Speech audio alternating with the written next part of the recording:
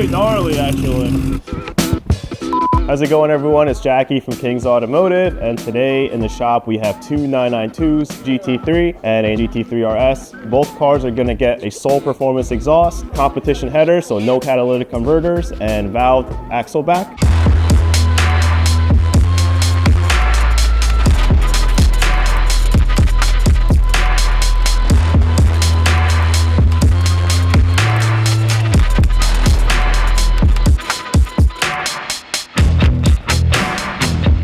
We're gonna see how these sound, see if we get any performance gains out of them from dropping the cats. We'll think about tuning the both of them. 3RS, most likely getting a tune. A GT3, not sure if we're tuning that yet as it's my personal vehicle, but excited to see how both of these sound.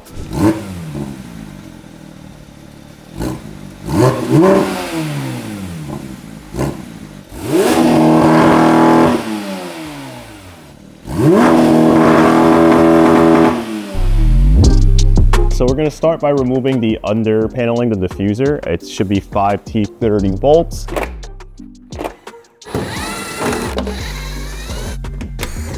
Drop the panel, and then we'll expose the underside. We're going to start by working on the catalytic converters, basically the headers. Very easy on these.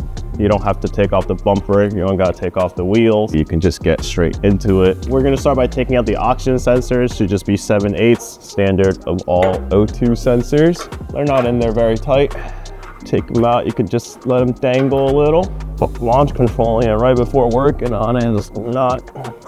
Once we get the two O2s out, we're gonna start working on the header to head bolt. There should be 9 12mm nuts, 3 on each flange.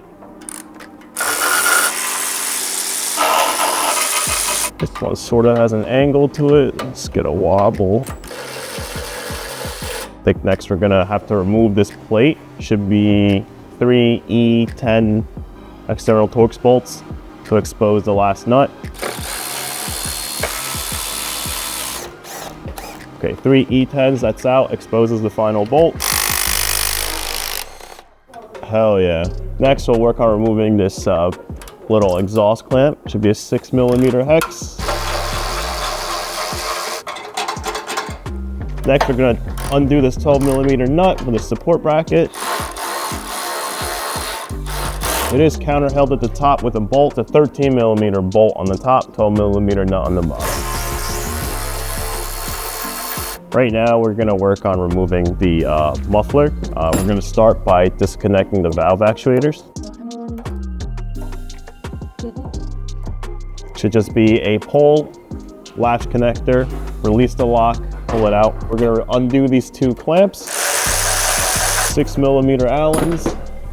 These essentially hold it to a bracket behind the muffler. So undo that.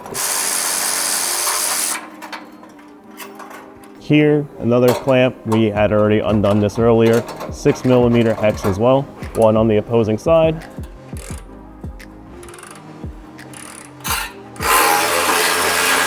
It is a nut and bolt, so just careful when it falls out. Undo this clamp, wedge this in there, get that separation. You kind of just stick a screwdriver in between the clamp, basically pop the clamp off the flange. You can see standard band clamp. Then we're gonna get some separation between the two flanges, between the cat and the axle back, and we'll pry it out. This side you can see is already kind of out, about 1 inch of separation there. So I'm gonna have my dad hold it up, get this in here, wedge it. We're gonna undo this rear valence. Should be a couple T30s.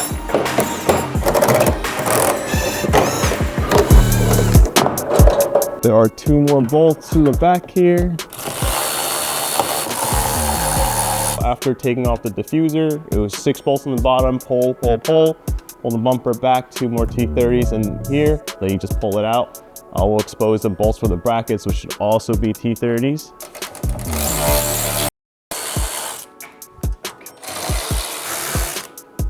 Now that we got the brackets out, we'll take the screw jack out the way. Here we are.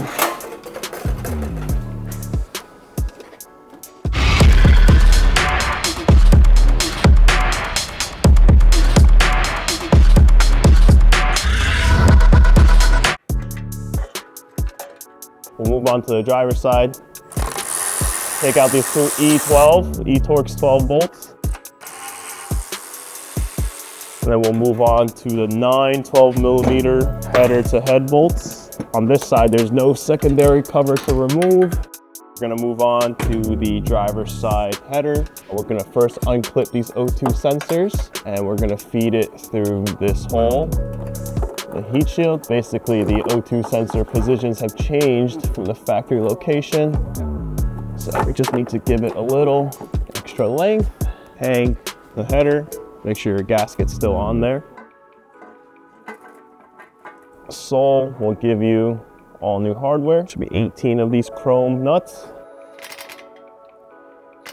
I've noticed that the sole headers are a little thicker. The flange is a little bit thicker than the OEM one, so you actually cannot use your OEM nuts. You'll have to use the hardware that they provide. It's held on by 6mm Allen. It's best to leave them all a little loose. Tolerance is pretty tight on the bottom ones. They do have a relief cut in the header, so make sure you can get them on good first before you start going in on them. A couple of threads to start. You want to make sure that you assemble this all loose. That way you don't try to cram it in against the wall here, end up stripping something out. We'll just start tightening them down. Going by feel on this, you could get the torque specs later. Nothing too tight. It's a stud. Doesn't need to be crazy. With the headers installed, you basically have to pull these O2 sensors out. They have clips that were clipped into the heat shield over here. You basically just remove them to lengthen them and you can start threading them in. Just be careful to not twist the wire too much. So we're just gonna pre-twist them the other way. Get that cranked down. Same thing here. Same thing on the other side, except the O2 sensor bungs are actually a little more accessible. So we might actually be able to reclip these back in. In the meantime, I've sort of just pulled them out to give me all the space I need to work with. The blue wire is the upstream. At this point, we got our stock muffler here. We're gonna transfer our valves over. Looks to be 3 10mm nuts. Nice and easy. All right, so included in the hardware kit that Sole gives, there's these transfer springs. The teeth side go up. Then, once you get the springs in, we'll get the actuator on. They give you these little spacers, 6 of them, 3 per actuator, 6 bolts, 3 per actuator. It goes in between the actuator and the flange. We'll line up the cutouts. Hardware should be a 5mm Allen.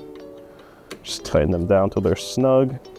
Once they're all tight, we're actually gonna remove the side pipes, get the clamps on here, and then we'll hang the whole assembly.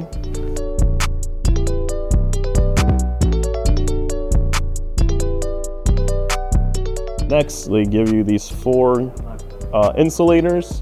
We're just gonna put them on the transmission brace over here. Essentially, they will stop vibrations from being bolted directly to the metal. Don't lose the clamp. We'll get our other clamp on here and hang this whole assembly.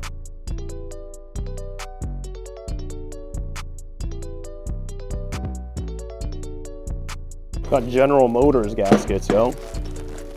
Yeah, GM parts. We have these extenders for the valve actuators with some heat tape on it. Just clip them in, and then we'll hang the whole assembly. They'll hang the gaskets that they provide.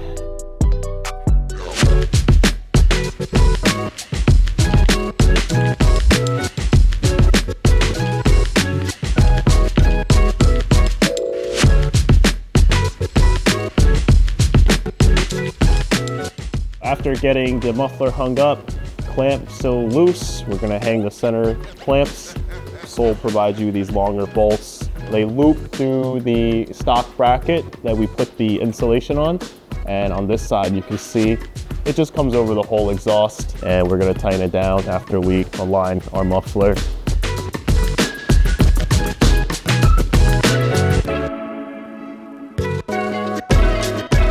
Now we're gonna put on the exhaust tipped mounting plate. Should just be a M8 head bolt with a fender washer.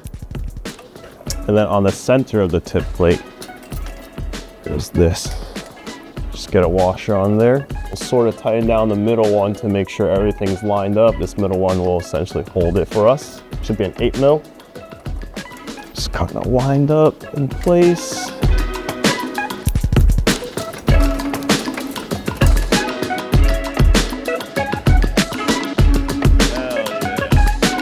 So we're going to tighten down these clamps. This should sort of fixate the whole exhaust to the bracket.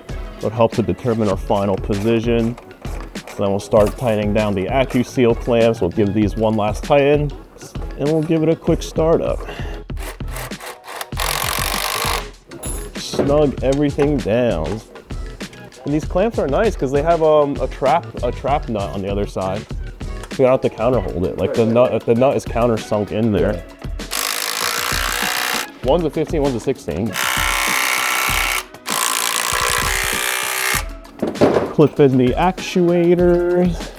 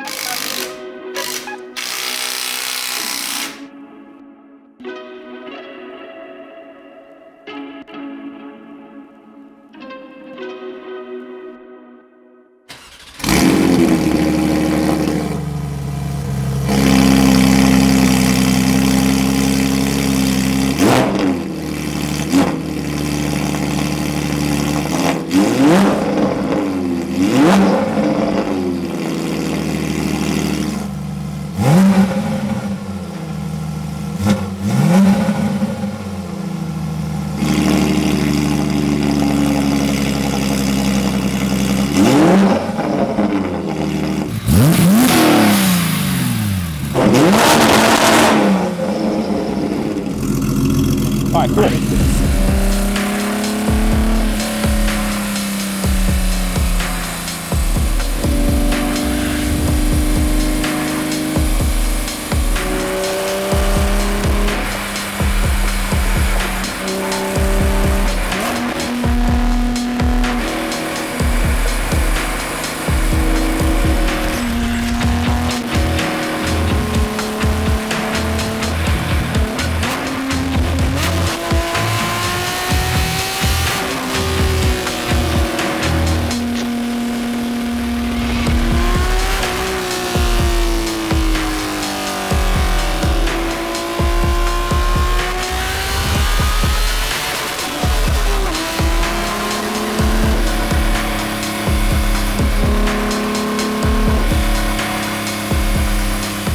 Meanwhile, Jackie was in the shop finishing up on the RS.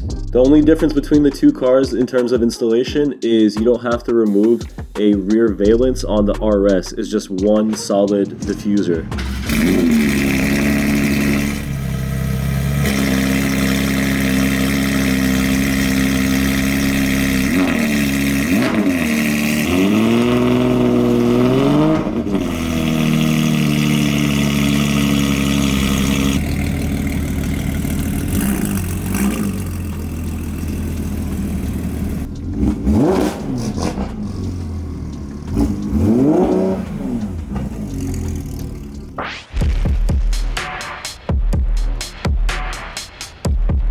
Although I wasn't able to capture any rollers of the RS, here's a couple photos that we did get with Ryan Robb.